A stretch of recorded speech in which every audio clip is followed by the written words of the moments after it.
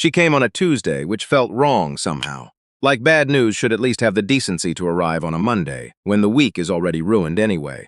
Jeremiah Cross was on the porch when the car pulled up. A black sedan, newer than anything on his block, with clean tires that hadn't seen a pothole in their life. He noticed the tires first, then the woman who stepped out of the driver's side. She was maybe 40, dressed in a gray blazer over dark slacks. Her hair pulled back in a way that said she'd thought about it but didn't want anyone to know she had. She stood by the car door for a moment and looked at the house. Not the way strangers usually look at houses on his street, with that practiced blankness that means they're trying not to react. But, like she'd seen it before in her mind, and was now comparing the real thing to the version she'd been carrying. Jeremiah set down his coffee. He had a daughter inside, 8 years old, still in her pajamas at 10 in the morning because it was a Saturday and he allowed that on Saturdays. He had half a grocery list on the counter and a bathroom faucet that had been dripping for 3 weeks. He had, in other words, a life, small and carefully managed, and this woman with her clean tires had just driven into the middle of it. She walked to the base of the porch steps and stopped. She didn't smile. She said, "Are you Jeremiah Cross?" "Defen," he said. She nodded like she'd expected that. "My name is Harriet Voss. My father was Gerald Voss." She paused. "He passed away 6 weeks ago."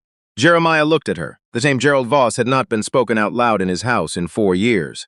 He'd thought it, sure.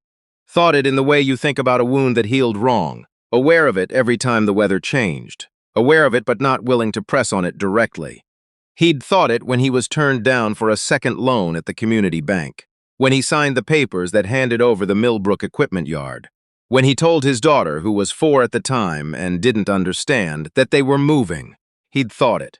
He had not said it, and now a woman was standing at the base of his porch steps saying it out loud in the October air, like it was just a name. "I know who Gerald Voss was," Jeremiah said. "I know you do," she said. "That's why I'm here."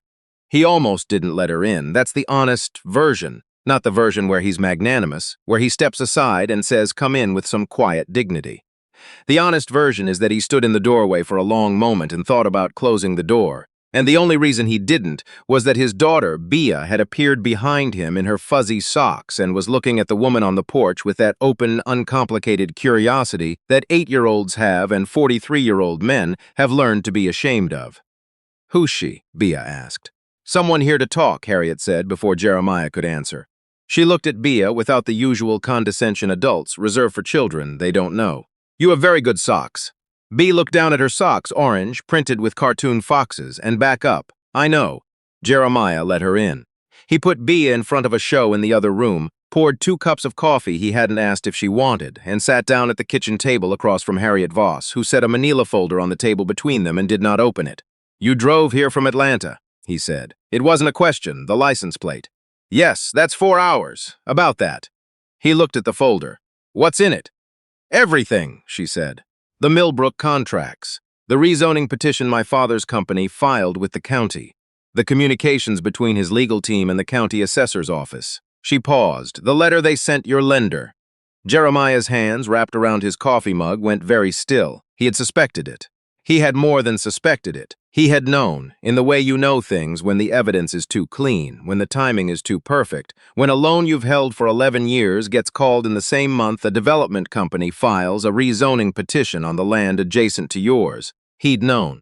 But knowing and having a folder full of documentation are different things, and the distance between them had cost him, and he'd learned to live with that distance the way you learn to live with a lot of things. "Why," he said finally, "are you bringing this to now? Your father's dead. There's nothing actionable. The statute of limitations on." "I know," Harriet said. "I'm not here about legal action. Then what are you here about?" She looked at the folder, then back at him. "My father died in February. I spent the first month handling the estate. The second month I spent going through his office." She stopped. Started again. "He kept everything. Gerald Voss kept everything. Every contract, every memo, every." She paused again, and for the first time something moved across her face that wasn't composure. "There were 23 files like yours. 23 families, 23 properties, 23 situations where the Millbrook expansion happened and the people who were there before it happened didn't end up with much to show for it afterward. 23. Jeremiah had not known the number. He had known he wasn't alone. You always know you're not alone, but he had not known the number. 23 felt large in his mouth, like a word in a language he'd never spoken. "I'm visiting all of them," Harriet said. I've been to 11 so far. You're 12. He stared at her. You've been doing this since April. Why? The word came out harder than he meant it, edged with something he hadn't quite intended to show her, but there it was. The question underneath all the other questions. Why now? Why you? What does any of this do for any of us? Harriet Voss looked at him for a moment before she answered. Because I inherited his company, she said. I inherited his board seats, his investment portfolio, his name on 3 buildings in Midtown Atlanta. I inherited all of it. She looked down at the folder, and I needed to know what else I inherited. The thing about Jeremiah Cross is that he had not always been a man who sat quietly and listened. You should know that because the quiet can be misleading. It can look like resignation or patience or some kind of earned peace. But Jeremiah had been a man with plans once, real plans. Not the vague aspirations people reach for in uncertain times, but specific, documented, financed plans. He had an equipment maintenance business that had taken 8 years to build. He'd started with 1 truck and a commercial lease on a half-acre lot outside Carver County, and he'd grown it to 4 trucks and 6 employees and a contract with the county school district that renewed every 2 years like clockwork. He had been building something. That's what you need to understand. He wasn't on the margins of something.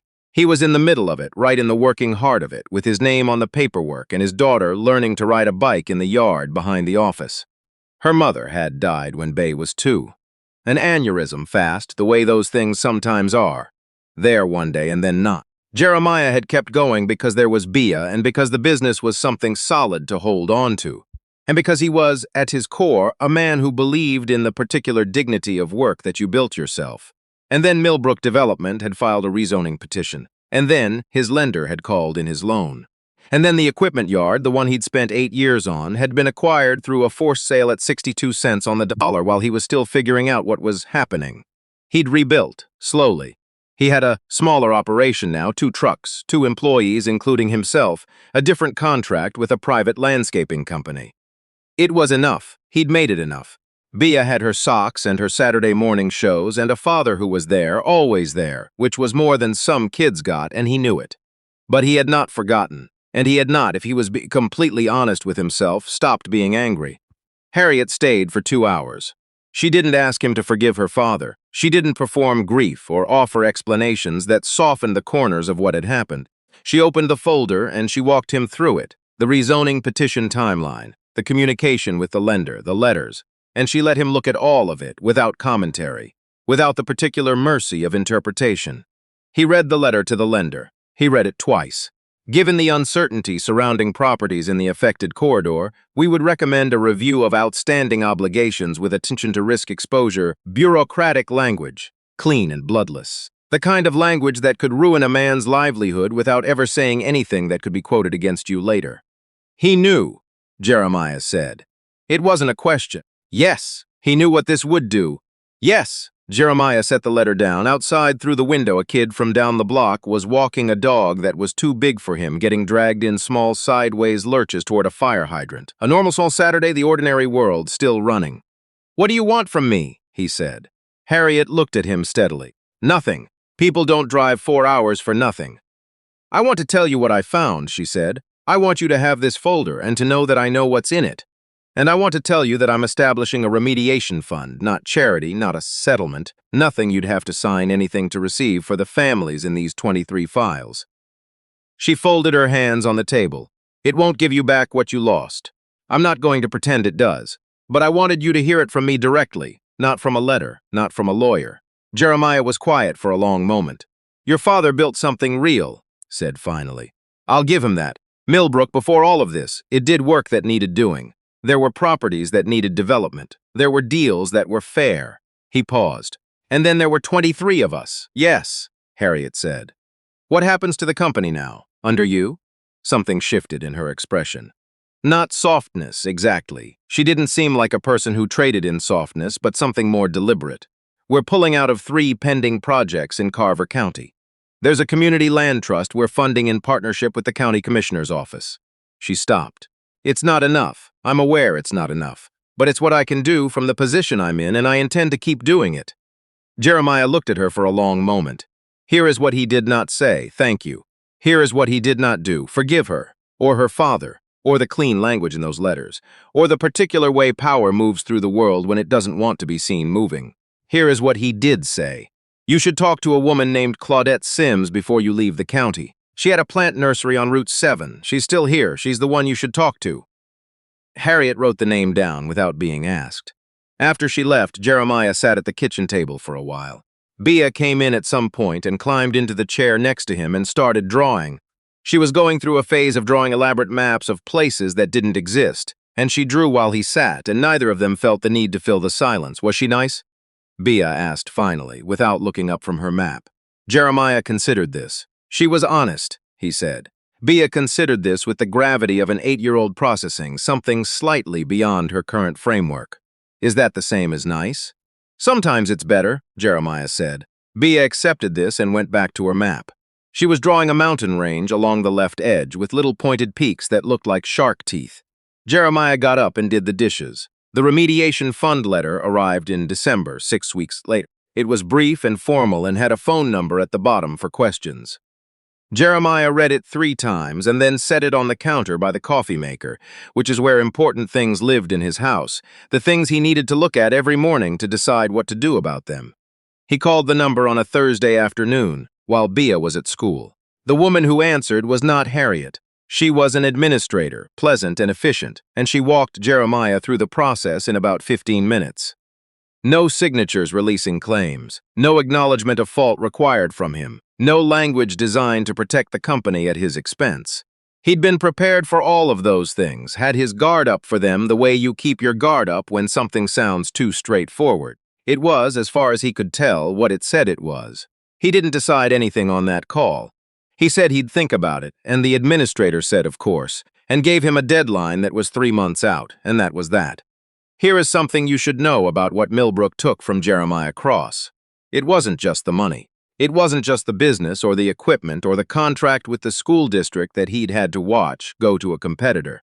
Those things were real and they mattered, and the loss of them had cost him years. Years of rebuilding, of starting over, of explaining to Bea in age-appropriate terms why they were in a different house in a different neighborhood, and why some things from the old life weren't coming back. But what it really took, and this is the part that doesn't show up in any folder, was the particular confidence of a man who had built something and knew he could build it. That confidence isn't arrogance. It's not the shiny optimism of someone who hasn't failed yet. It's something quieter and more durable. The knowledge, earned through years of specific work, that you can look at a problem and figure it out. That you have the capacity, that you've demonstrated it, that it's real. They had taken that. Not completely. He hadn't let them take it completely, but they had dented it, and the dent was there, and on bad days he could feel it. In January, Jeremiah submitted the paperwork for a business expansion loan. Not through the community bank. Through a credit union 2 towns over, one he'd researched carefully, one with a track record he could verify. He was applying to add a 3rd truck and take on a facilities maintenance contract with a regional hospital network. Not a sure thing, but a real thing, a thing he'd been building toward for 2 years. The loan officer's name was Darnell, and he was younger than Jeremiah had expected, maybe 30, with a yellow legal pad and a way of listening that was focused and unperformative. He asked good questions, the kind of questions that meant he'd read the file. "This is a solid application," Darnell said at the end. "I know," Jeremiah said. He said it without apology. That was the part he noticed later, that he had said it without apology, and it had felt like something that cost him nothing, like a thing that had always been true and was just now sitting comfortably in his voice again. Harriet Voss called him once, in February, 8 months after she'd shown up on his porch. She was calling, she said, because she'd visited the last of the 23 families that week, and she'd wanted to close the loop, and she'd thought, she wasn't sure why, but she'd thought that he might want to know. "How were they?" Jeremiah asked. He meant all of them, the 23. "Different situations," she said, "some doing okay, some still not." She paused. "Claudette Sims is remarkable." "I know," he said. There was a brief pause. The phone call kind of silenced, not uncomfortable. "I'm divesting from 2 more Carver County projects," she said. "I wanted you to know that, too." "Why?" "Because you asked what would happen to the company under me," she said. "And I told you what I was planning. And I thought you deserved to know that I followed through." Jeremiah looked out the window. February light, thin and gray-white, the way light gets in that month, like it's rationing itself, not quite convinced winter is over. "The loan went through," he said. "3rd truck, good," Harriet said. "Just that. Good, not effusive, not performing relief on his behalf. Just the word, even and clear. The truck arrived on a Wednesday in March. Jeremiah's employee, a 26-year-old named Dwayne, who had been with him for 2 years and who Jeremiah was already thinking as a potential partner once the finances were there, stood in the parking lot of the shop and looked at it with the expression of a man trying not to show that he was pleased. "It's used," Jeremiah said. "98% of what we do don't need new," Dwayne said, which was something Jeremiah had told him once, and which was apparently now becoming one of those things Dwayne would say as though it had originated with him. Jeremiah found this completely acceptable. They had the hospital contract starting April 1st. Bea came to the shop that afternoon, after school, and walked around the truck twice with her hands in her jacket pockets. "It needs a name," she said. "Trucks don't need names. The other two have names. The other two have license plates. That's not the same." She tilted her head, studying the truck with the focused seriousness she brought to her maps. "I think it should be Gerald," Jeremiah stopped. "Why Gerald?" She shrugged in the way 8-year-olds shrug when they don't know how to articulate something that feels intuitively correct. "It just sounds like a truck that went through some stuff and is still here." Jeremiah looked at the truck for a long moment. He didn't explain to her why the name made him stop. She was 8, and some things could wait, and some things she would understand without being told when the time came, the way children understand things they've absorbed from the atmosphere of a life without being given the direct explanation.